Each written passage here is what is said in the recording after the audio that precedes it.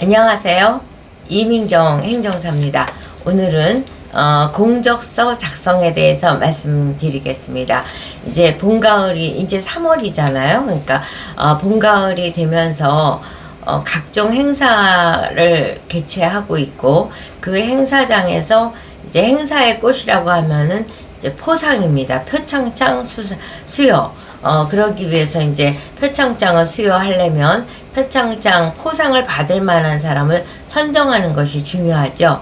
그래서 선정하기 위해서 이제 공모를 하게 되죠. 그럴 때 그 공적을 제시해라. 그래서 공적서 제출을 해라 이러는데, 이제 많은 분들께서 그 사이에 많은 공헌을 했고 봉사를 했지만, 또 업적을 많이 올렸지만 그 내용을 공적서라는 형식으로 제대로 갖춰서 제출하는 것이 간단하거나 쉽지 않습니다. 그렇기 때문에 이 분야의 최고 전문가인 이민경 행정사에게 연락을 하셔서 공적서 작성을 요청하는 분들이 많이 계십니다.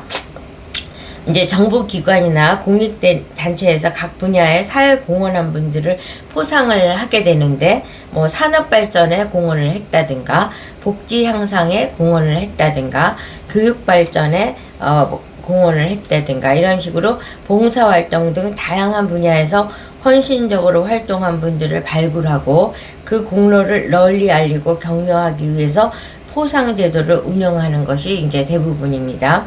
그래서 이제 제가 그동안 했던 사례를 들어서 말씀을 드리면, 산업통상자원부에서는 에너지 절약이나 산업 발전에 공헌한 사람들을 이제 대상으로 포상을 하는 경우들이 있습니다. 그리고 보건복지부는 복지, 의료, 장묘, 상조회 뭐 이런 거에 포상을 하게 되죠. 제가 해드린 분 중에서는 상조회 활동을 해서 장묘 문화의 선진화에 기여한 것을 이제 공헌 내용으로 해서 포상을 받도록 도와드린 적이 있습니다. 그 이외에도 이제 교육청이나 교육부는 보육, 교육 이런 데 공헌한 사람들을 이제 포상을 하게 되죠. 제가 국공립 어린이집 의탁에 관한 업무를 많이 하다 보니까 보육 관련 교사나 원장님께서 포상을 위한 공적서를 써달라. 그래서 사실은 제가 공적서 업무를 시작하게 된 배경은 보육 분야에서 활약을 하신 분들이 공적서를 써달라고 그래서 이제 그게 시작이 돼서 다양한 분야의 공적서를 써드리고 있습니다. 그러면 이제 공적서를 심사를 받을 때 그 평가 기준은 어떻게 되냐?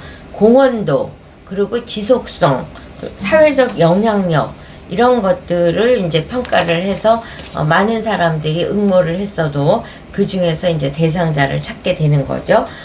어제 이제 제가 연락을 받은 케이스는 아산상, 현대재단에서 하는 아산상인데, 이렇게 이제 정부 부처, 각 부처에서도 하지만은 아산상이라든가 호암상이라든가 뭐 삼성상이라든가 여러 가지 그 대기업체에서도 포상을 하고 있습니다. 그럴 때 이제 공모들을 하고 있죠. 아산상의 경우는 4월 24일에 이제 마감을 하게 되고 11월 25일에 발표를 할 예정이라고 합니다. 그래서 이제 시상 부분은 아산상이 이제 최고 대상에 해당되고, 의료봉사상, 사회봉사상, 복지실천상, 자원봉사상, 교행과 또 가족상 뭐 이렇게 이제 여러 가지 상이 있죠. 그래서 어제 연락을 주신 분께서는 장애를 딛고 지역사회는 물론 국가 차원에서도 많은 장애인들에게 꿈과 희망을 불어넣기 위해서 각종 행사를 개최하고 지속적으로 지원을 했던 그 본인의 경험이 30여 년이 되는데, 그 스토리를 녹여서 포상을 받을 수 있도록 공적서를 작성해 주십사 하는 게 이제 그분의 희망사항입니다. 그래서 이제 의뢰를 받기로 했는데, 그로 인하여 제가 이제 아산상이 이제 공모가 시작이 됐구나. 이제서부터 각종 기관에서 공모를 시작하고 많은 분들이 공적서를 작성하기 위해서 연락을 주실 것이다 라는 기대를 갖고 제가 오늘 영상을 찍게 된 겁니다. 그러면 공적서 작성의 이제 방향성은 어떻게 되냐? 활동의 지속성을 강조하고 사회적 영향력, 또 공익성, 사회에 미친 변화, 이제 그런 것들을 이제 스토리텔링을 해서 그 심사하는 사람이 충분히 읽을 재미와 납득할 수 있는 내용과 신뢰성을 갖는 내용이 될 수 있도록 스토리텔링을 하는 것이 중요하고, 또 이와 같은 내용들을 객관적 근거를 첨부해서 그게 말로만 하는 게 아니라 실제적으로 팩트다, 요새 말로 팩트다, 사실을 입증하는 자료를 첨부하는 것이 중요하고, 무엇보다는 사회적 가치를 강조하는 거, 그 봉사와 공헌을 통해서 사회가 어떻게 변화하고 영향을 미치게 됐는지 파급 효과를, 또 스토리를 잘 구성하는 것이 이제 공적서가 선정될 수 있는 근거가 된다고 생각합니다. 그러면 무슨 근거 없는 자신감이냐, 근자감이라 그러나요? 이민경 행정사 뭔데 이렇게 근거 없는 자신감으로 본인이 공적서를 잘 쓸 수 있다고 하지?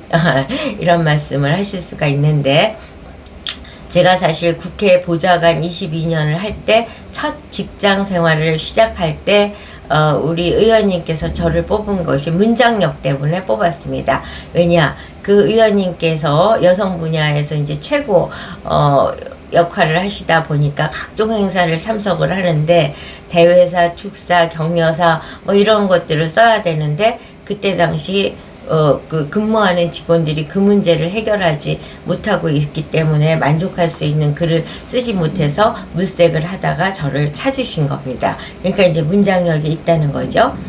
그리고 이제 그 문장력을 갖고 또 많은 직업의 세계를, 그래서 취업진로지원센터에 순천향대학에서 교수 역할을 또 하면서 이것이 이제 직업 속에서 어떻게 녹아날 것인지, 그 직업이 요구하는 어떤 사회적 지향점은 무엇인지, 이런 거에 대한 학습을 할 수 있는 기회를 가진 거죠. 그 외에도 제가 각 기업체 모니터를 하면서 기업 분석을 많이 했기 때문에 기업이 또는 기관이 공적을 평가할 때는 어느 점에 가장 중점을 둬서 평가를 하게 될 건지에 대한 방향성을 이해하고 있는 거죠. 그래서 방향성과 스토리텔링의 능력이 바로 이민경 행정사 스스로 최고 전문가라고, 또 물론 이제 저한테 공적서를 통해서 포상을 받게 되신 분들께서도 주신 말씀입니다. 라서 이제 이게 근거 없는 자신감이 아니라는 점을 강조해 드리면서 제가 공적서 전문 행정사라는 점을 밝히면서 여러분의 연락을 기다리도록 하겠습니다. 좋아요, 구독, 알림 잘 부탁드립니다.